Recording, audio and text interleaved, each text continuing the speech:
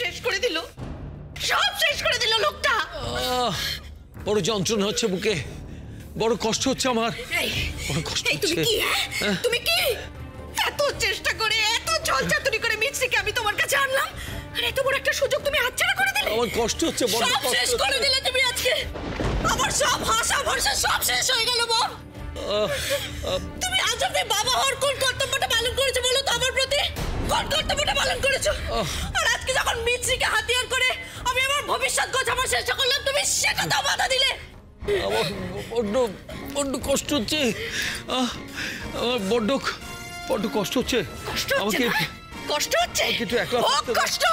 Heart fail করো তুমি, heart fail করো, হার্ট ফেল করে মরো তুমি। কোন ক্ষতিটা করেছিলাম বলো তো আমরা তোমার? কোন ক্ষতিটা করেছিলাম যে আজকে আমাদের এত বড় সর্বনাশ করলে তুমি? নাটক করছে ঘরের মধ্যে বসে। ওকে ওকে একবার তোমরা সুযোগ দিলে না, মিছরির কাছে আমি ক্ষমা চাইতাম, সেই সুযোগটা একবার দিলে না তোমরা। সে সুযোগ আপনি আর কোনোদিনও পাবেন না।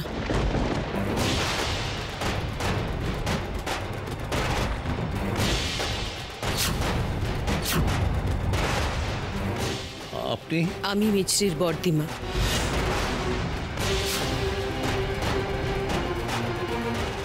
জয়ন্ত বসুর স্ত্রী।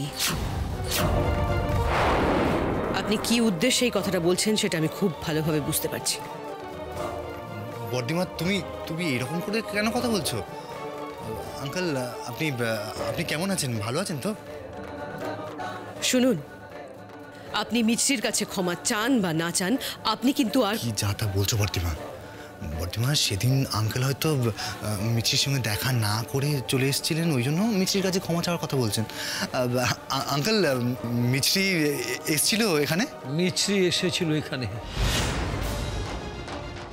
একটু আগে চলে গেছে।